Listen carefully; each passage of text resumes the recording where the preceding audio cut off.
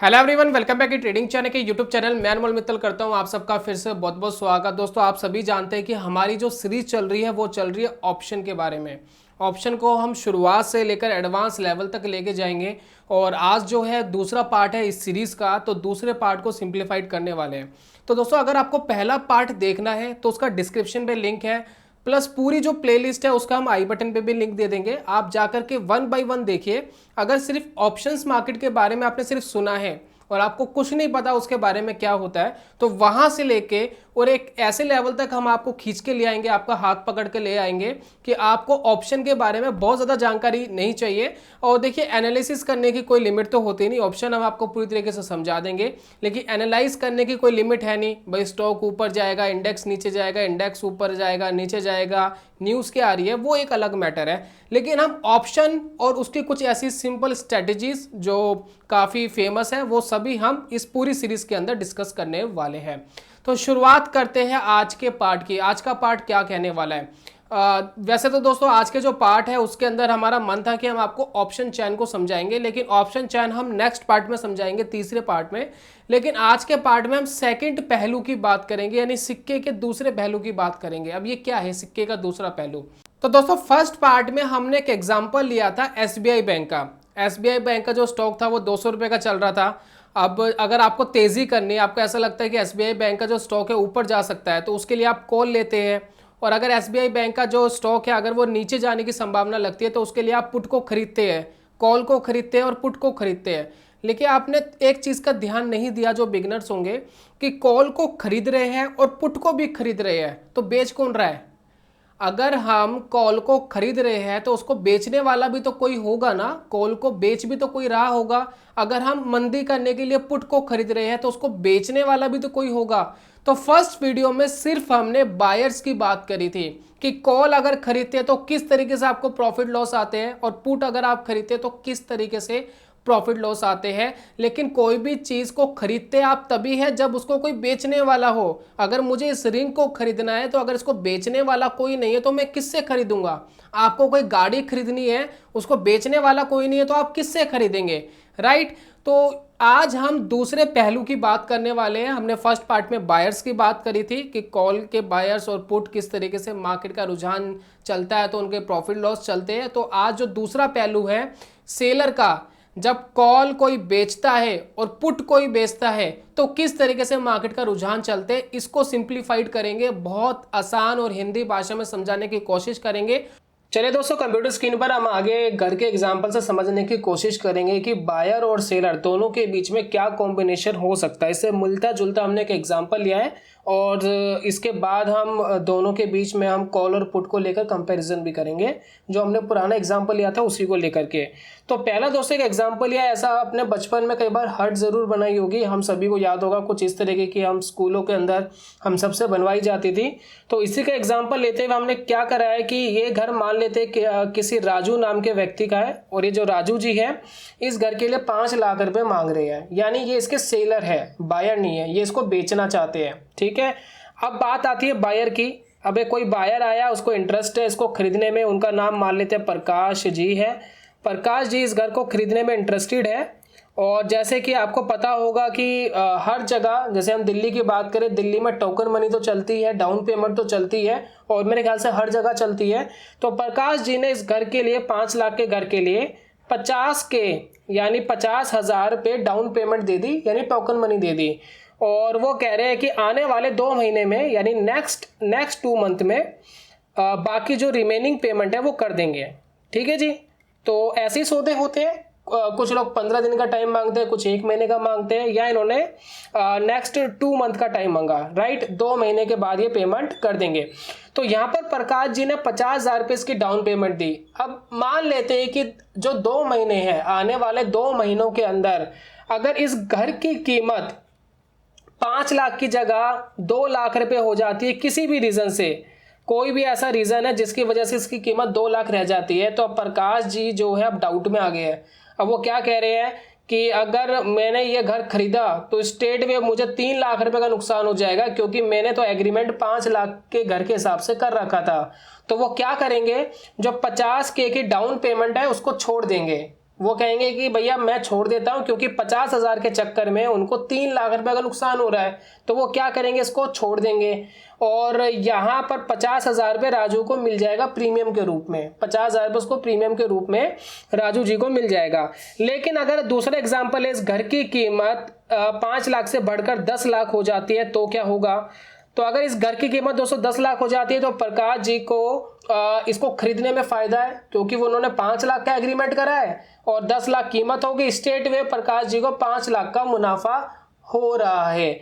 तो यही है दोस्तों ऑप्शन ट्रेडिंग, बायर और सेलर के बीच में यह कॉम्बिनेशन बनता है। लेकिन जहां प्रकाश जी को 5 लाख का मुनाफा हो रहा है, वहीं राजू को 5 लाख का नुकसान भी हो रहा है। उसने एग्रीमेंट 5 लाख का जरूर करा है, लेकिन अगर वो 2 महीने रुक जाता तो उसको 10 लाख रुपए उस मकान के मिल सकते थे। तो यहां पर जो बायर्स है उनका क्या फंडा रहेगा ऑप्शंस के अंदर, जो सेलर का प्रॉफिट लॉस है वो किस तरीके से रहता है, इन दोनों के बारे में बात करेंगे। एग्जांपल वही लेंगे एसबीआई बैंक वाला जो हमने फर्स्ट वाले पार्ट में लिया था, ये सेकंड पार्ट है। और फर्स्ट वाले पार्ट में हमने एसबीआई का एग्जांपल लिया था कि अगर एसबीआई का स्टॉक 200 रुपये का चल रहा है और 200 रुपये की कॉल को ही हम खरीदते हैं, पुट को खरीदते हैं, या कॉल को बेचते हैं, पुट को बेचते हैं, तो क्या होगा। तो वही एग्जाम्पल लेकर के हम चलेंगे। मान लेते हैं कि आप में से कुछ लोग ऐसे हैं जिनको लगता है कि एसबीआई का स्टॉक 200 रुपये से बढ़ने वाला है, राइट। तो अगर आपको लगता है कि बढ़ने वाला है तो आप क्या करते हैं, एक कॉल को 200 रुपये की खरीद लेते हैं, ठीक है जी, जिसका प्रीमियम आपने दिया 10 रुपये। 10 रुपये प्रीमियम देने से आपके पास एक पावर आ जाती है कि अगर कीमत बढ़ती है, जितना बढ़ेगी उतना प्रॉफिट बुक कर सकते हैं, लेकिन कीमत अगर गिरती है, कितनी भी गिरती है, तो आपका मैक्सिमम लॉस जो है वो 10 रुपये होता है। तो 3 सिनेरियो दोस्तों आपके बन सकते हैं। मान लेते हैं ये जो आपने कॉन्ट्रैक्ट लिया है, ये कॉन्ट्रैक्ट अगले 1 महीने में खत्म हो जाएगा, यानी 1 महीने का आपके पास टाइम है। 1 महीने में कीमत बढ़ती है तो ठीक है, नहीं तो मैक्सिमम लॉस आपका 10 रुपये है। तो यहाँ पर 3 सिनेरियो बनते हैं। 3 सिनेरियो क्या बनते हैं, 3 कंडीशन बन सकती है, इन तीनों को नोट कर रहे हैं। पहली कंडीशन, स्टॉक का प्राइस 200 रुपये पे ही रहता है, तो आपका मैक्सिमम लॉस क्या रहेगा, 10 रुपये जो प्रीमियम दिया था, यानी 10 रुपये आपका लॉस हो गया। अगर इसकी जो कीमत है वो गिर के 150 पे आ जाती है तो क्या होगा, तो भी मैक्सिमम लॉस आपका 10 रुपये ही होगा, क्योंकि प्रीमियम से ज़्यादा लॉस नहीं हो सकता है जो भी बायर होते हैं। तो यहाँ पर अगर इसकी कीमत 50 रुपये रह जाती है तो भी मैक्सिमम लॉस 10 रुपये ही होगा। लेकिन अगर इसकी कीमत 250 रुपये हो जाती है तो क्या होगा, तो दोस्तों आपका 10 रुपये प्रीमियम, 50 रुपये मुनाफा आया, यानी माइनस कर देते हैं 10 को 50 में, तो यानी 40 रुपये प्रॉफिट आता। अगर ये एक्सपायरी से पहले बढ़ जाए, एक्सपायरी से पहले भी अपना सौदा आप काट सकते हैं, ज़रूरी नहीं कि एक्सपायरी तक होल्ड करना है, आपको जब दिल करे आप सौदा अपना काट सकते हैं, जब आपको मुनाफा आ रहा है आप काट सकते हैं। और यहाँ पर अगर ये 300 रुपये हो जाता है एक्सपायरी के दिन या एक्सपायरी से पहले, जब भी आप चाहे बेचना चाहते हैं, तो उस समय अगर ये होता है एक्सपायरी तक, हम सोच के चल रहे हैं, फिर भी एग्जांपल जो ले रहे हैं हम एक्सपायरी तक का लेके चल रहे हैं, 300 रुपये हो जाता है, यानी 100 रुपये आपने कमा लिया, 200 रुपये पर आपने बाय करा था कॉल को, 100 रुपये का प्रॉफिट आ रहा है, 10 रुपये का प्रीमियम, यानी 90 रुपये प्रॉफिट एक स्टॉक के ऊपर आपको होता, राइट। तो दोस्तों ये सिनेरियो बनता है आपका, और मुझे लगता है ये आपको क्लियर होगा बिल्कुल अच्छी तरीके से। अब यहाँ पर हम सेकंड सिनेरियो लेते हैं कि जो कॉल को आपने बाय करा है उस कॉल को किसी ने सेल भी करा है, वो कहता है सेलर, और सेलर जो है उसको ऐसा लगता है कि एसबीआई का स्टॉक आने वाले समय में 1 महीने के अंदर नीचे जा सकता है, इसलिए उसने कॉल को सेल करा है। यानी इसका जो नजरिया है वो बिल्कुल उल्टा है, बिल्कुल अपोजिट है। आपको लगता है कि 200 रुपये से ऊपर जाएगा, लेकिन सेलर को लगता है कि 200 रुपये से नीचे जाएगा, तो वो क्या करता है, कॉल को सेल करता है। जब वो कॉल को सेल करता है दोस्तों, तो उसको क्या होगा, जो 10 रुपये का प्रीमियम है उसको देना नहीं है कोई प्रीमियम, ये जो 10 रुपये आपने प्रीमियम दिया है ये प्रीमियम सीधा चले जाएगा सेलर के पास। अब चाहे स्टॉक की कीमत कहीं भी जाए, ये 10 रुपये का प्रीमियम आपको सेलर को देना पड़ेगा, क्योंकि आपको पता है कि 10 रुपये प्रीमियम तो चला गया, वो कहाँ गया, वो गया है सेलर के पास 10 रुपये का प्रीमियम। तो यही बात समझने वाले कि यहाँ सेलर प्रीमियम देता नहीं है, यहाँ सेलर प्रीमियम लेता है आपसे। तो यहाँ पर 10 रुपये आपने दे दिया सेलर को। अब सिनेरियो क्या बनते हैं इसको समझ लेते हैं। अब सिनेरियो क्या हुआ, यहाँ भी 3 सिनेरियो बन सकते हैं, लेकिन सेलर का प्रॉफिट लॉस कैसे डिसाइड होगा इसको समझते हैं। तो यहाँ पर दोस्तों 3 सिनेरियो बन सकते हैं, या तो स्टॉक 200 रुपये पे रहेगा, या उससे नीचे जाएगा, या उससे ऊपर जाएगा। अगर 200 रुपये पे स्टॉक रहता है एक्सपायरी के दिन, तो कितना फायदा होगा सेलर को, 10 रुपये का प्रॉफिट होगा। क्यों होगा दोस्तों 10 रुपये का प्रॉफिट, क्योंकि उसको प्रीमियम मिला है, स्टॉक का प्राइस कहीं तो गया ही नहीं, लेकिन जो 10 रुपये प्रीमियम मिला है वो सेलर के पास चला गया। लेकिन आपका अगर स्टॉक 200 रुपये पे रहता तो वो यहाँ लॉस दिखा रहा था, यानी जो 10 रुपये आपको लॉस हुआ है वो सीधा सेलर के पास चला गया है। अगर यहाँ पर स्टॉक की कीमत 150 हो जाती तो क्या होता, अगर दोस्तों स्टॉक की कीमत 150 रुपये हो जाती तो यहाँ पर जो सेलर को नुकसान होता, क्योंकि उसने क्या करी है, उसको ऐसा लगता है कि जो स्टॉक की कीमत है वो नीचे जा सकती है और स्टॉक की कीमत नीचे भी गई तो यहाँ पर भी उसको 10 रुपये ही प्रॉफिट होगा, क्योंकि वो अपोजिट डायरेक्शन का सोच रहा है। इसने सोचा है स्टॉक गिर सकता है 200 से नीचे और यहाँ पर आपने सोचा था कि स्टॉक ऊपर जा सकता है, तो इसलिए इसको नीचे गिरने में मुनाफा हो रहा है। और अगर उसको 50 रुपये अगर कीमत चली जाती है तो भी उसको 10 रुपये ही प्रॉफिट होगा। तो अगर आप ध्यान देंगे दोस्तों, यहाँ पर ध्यान देने वाली बात यह है कि जितना जितना लॉस आपको जिस पोजीशन पे हो रहा है, कि 200 रुपये के लेवल पे भी आपको 10 रुपये का लॉस हो रहा था, 150 के लेवल पे भी 10 रुपये का लॉस हो रहा था, 50 के लेवल पे भी 10 रुपये का लॉस हो रहा था, लेकिन यहाँ पर जो सेलर है उसको उतना ही प्रॉफिट हो रहा है। यानी कहने का मतलब है कि जितना नुकसान आपको हो रहा है वो पैसा उठ करके सेलर के पास चले जाता है। बात समझ में आई आपको? अब यहाँ पर हम दूसरी कंडीशन देखते हैं कि अगर स्टॉक की कीमत 250 चली जाती है तो क्या होगा। तो यहाँ पर उसको 40 रुपये का लॉस होगा, क्योंकि उसने ये सोचा था कि स्टॉक एसबीआई का नीचे जा सकता है, ऊपर नहीं नीचे जा सकता है। यहाँ पर सेलर उल्टा सोच रहा है। और यहाँ पर अगर स्टॉक की कीमत 300 रुपये चली जाती है तो क्या होगा, तो यहाँ पर उसको 90 का लॉस होगा। तो सिंपल सा फंडा ये है कि जितना प्रॉफिट आपको यहाँ पर होगा वो प्रॉफिट उतना ही लॉस उसको यहाँ होगा। देखिए 90 का यहाँ पर लॉस, 40 का लॉस, आपको यहाँ 90 का प्रॉफिट और आपको यहाँ 90 का प्रॉफिट। यही दोस्तों फंडा है। यानी कहने की बात यह है कि एक दूसरे से पैसा इधर उधर जा रहा है, बायर से पैसा इधर जा रहा है, सेलर से पैसा उधर जा रहा है, लेकिन दोनों के अंदर डिफरेंस क्या है कि जो बायर है, बायर का जो लॉस है वो लिमिटेड है, उसको मैक्सिमम 10 रुपये का ही लॉस हो सकता है, उससे ऊपर का लॉस नहीं हो सकता, मार्केट की डायरेक्शन कहीं भी जाए। लेकिन जो सेलर है उसका जो लॉस है वो अनलिमिटेड है, उसको कितना भी लॉस हो सकता है। अगर आप देखें इसका जो प्रॉफिट है वो 10 रुपये 10 रुपये 10 रुपये ही रहा, लेकिन इसका जो लॉस है वो मैक्सिमम जा सकता है, कितना भी जा सकता है। तो यहाँ पर आप कहेंगे क्या सेलर क्या बेवकूफ़ है, क्या सेलर क्या यहाँ पर लिमिटेड लॉस लेगा, क्यों लेगा वो लिमिटेड लॉस। देखिए दोस्तों, सेलर कोई बेवकूफ़ नहीं होता। जो सेलर होता है वो बहुत मोटी पार्टी होती है जो कॉल को राइट कर रहे हैं, क्योंकि ये राइट कर रही है, कॉन्ट्रैक्ट को बनाने वाले हैं। अगर ये बेचते नहीं तो खरीदता कौन। तो ये जो राइटर है, ये जो सेलर है जो राइट कर रहे हैं ऑप्शंस को, ये अलग अलग लेवल पर सेल करते हैं। ये सिर्फ एक 200 रुपये के लेवल पे आपको नहीं दे रहे हैं, यहाँ पर ये 210, 220, 230, 240 अलग अलग लेवल पे इन्होंने राइट करा हुआ होता है, उन सब से इनको प्रीमियम आता है। तो बहुत मिला जुला कर, बहुत अच्छी कैलकुलेशन करके, बहुत अच्छी समझ बूझ के साथ ये काम किया जाता है। और अगर एक जगह उनको लॉस होता है, एक कॉन्ट्रैक्ट में लॉस होता है, तो बाकी के अंदर वो इतना प्रीमियम कमा लेते हैं। और ये माना जाता है ऑप्शन मार्केट के अंदर कि मार्केट वहीं बंद होती है जहां पर सेलर को ज्यादा मुनाफा हो और बायर्स को कम ज्यादा नुकसान हो। यानी मार्केट की क्लोजिंग, मार्केट की जो एक्सपायरी है वो वही होती है जहां पर सेलर को ज्यादा मुनाफा होता है। राइट। अब धीरे धीरे हम समझेंगे सारी चीजों को, अभी तो नहीं, धीरे धीरे हम आने वाले समय में इन सभी चीजों को समझेंगे। हम एक बार पुट का एग्जांपल ले लेते हैं। अब मान लेते हैं कि आप पुट को बाय करना चाहते हैं। पुट को बाय कब किया जाता है, जब आपको ऐसा लगता हो कि स्टॉक की जो कीमत है वो नीचे जा सकती है। आपको ऐसा लगा कि 200 का लेवल चल रहा है और 200 के लेवल से स्टॉक की कीमत नीचे जा सकती है। जितना नीचे जाएगी उतना पुट खरीदने पर आपको मुनाफा होता है और आपने इसके लिए 10 रुपये का प्रीमियम दिया। ठीक है जी। तो यहाँ पर 3 सिनेरियो बनेंगे, तीनों सिनेरियो नोट कर लेते हैं।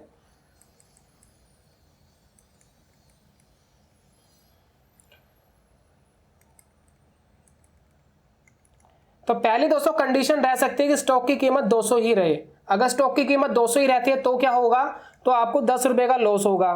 क्यों होगा, क्योंकि जो 10 रुपये का प्रीमियम लिया वो तो आपको मिलेगा नहीं एक्सपायरी पे, वो तो चला गया सेलर के पास, तो आपको 10 रुपये का यहाँ लॉस होगा। लेकिन अगर स्टॉक की कीमत 150 रुपये चली जाती है तो क्या होगा, तो यहाँ पर देखिए स्टॉक नीचे गिरा है। पुट में अगर आप खरीदते हैं पुट को तो जितना नीचे गिरेगा उतना मुनाफा होता है। तो यानी 50 रुपये का मुनाफा आपको हो गया। 200 रुपये के प्राइस पर आपने पुट को खरीदा था और 10 रुपये का प्रीमियम दिया, तो 10 रुपये माइनस करके 40 रुपये आपको क्या बन गया, प्रॉफिट बन गया। तो 40 रुपये प्रॉफिट। उसके बाद अगर स्टॉक की कीमत मान लेते 100 रुपये पे चली गई, तो यहाँ पर 100 रुपये का मुनाफा दिख रहा है आपको, 10 रुपये का प्रीमियम, यानी 90 रुपये आपको प्रॉफिट मिलता। तो पुट का जो सिनेरियो कुछ इस तरीके से चलता है। अपोजिट डायरेक्शन में अगर 250 पे जाएगा तो भी मैक्सिमम लॉस 10 रुपये ही है, 300 पे चले जाए तो भी मैक्सिमम लॉस 10 रुपये ही है। कितना भी ऊपर चले जाए कोई फर्क नहीं पड़ता, मैक्सिमम लॉस 10 रुपये ही है। लेकिन जितना नीचे जाएगा उतना मुनाफा आपको पूरा का पूरा मिलेगा। अब जो 10 रुपये प्रीमियम है ये चला गया किसके पास, ये चला गया सेलर के पास। ठीक है जी। अब सेलर क्या सोच रहा है, आपको ऐसा लगता है कि स्टॉक जो है 200 के नीचे जा सकता है, लेकिन जो सेलर ने बेचा है उसको ऐसा लगता है कि जो स्टॉक की कीमत है वो ऊपर जा सकती है, या उसकी जो भी मैथमेटिक्स है, जो भी उसने कैलकुलेशन करी है कि एक कॉन्ट्रैक्ट में पैसा नहीं बना तो दूसरे में बन जाएगा, वो अलग अलग लेवल पर राइट कर देता है। तो यहाँ पर हम मान लेते हैं कि इसको ऐसा लगता है कि 200 रुपये से ऊपर जा सकता है, इसलिए ही इसने सेल करा है। तो अगर इसको ऐसा लगता है कि ऊपर जा सकता है तो उसका क्या बन सकता है, अब इसको क्या है कि इसने भी जो है पुट को सेल करा, लेकिन सिनेरियो क्या है कि जितना ऊपर जाएगा उतना ही सेलर का जो प्रीमियम है वो फिक्स्ड हो जाएगा। अब यहाँ पर 3 कंडीशन बन सकते हैं, 3 कंडीशन समझ लेंगे तो आपको ये चीज़ें समझ आ जाएगी। मान लेते हैं कि यहाँ पर स्टॉक की कीमत 200 ही रहती है, तो क्या होगा, तो भी इसको 10 रुपये का जो प्रीमियम मिला है वो इसका प्रॉफिट है, वो इसको प्रॉफिट मिल जाएगा। मान लेते हैं कि स्टॉक की कीमत 200 रुपये से गिर के 150 हो जाती है, तो क्या होगा, तो जैसे कि आप पता है आपको कि सेलर को मुनाफा तभी होगा जब स्टॉक की कीमत बढ़ेगी, क्योंकि इसने पुट को सेल करा है, अपोजिट डायरेक्शन हो गई है। तो यहाँ पर जितना आपको यहाँ प्रॉफिट हो रहा था ना दोस्तों, वो सारा यहाँ पर इसको लॉस होगा, क्योंकि वो सारा पैसा आप इससे लेंगे, आप इस सेलर से वो पैसा लेंगे। वो 40 रुपये जो आपको प्रॉफिट हो रहा है वो आपने इसी से लिया है, तो 40 रुपये आपको लॉस। और मान लेते हैं स्टॉक की कीमत चलेगी 100 रुपये, तो यहाँ पर 90 रुपये इसको लॉस होगा, क्योंकि आपको जो मुनाफा हुआ है यहाँ पर प्रॉफिट जो हुआ है 90 रुपये वो आपने इसी से लिया है।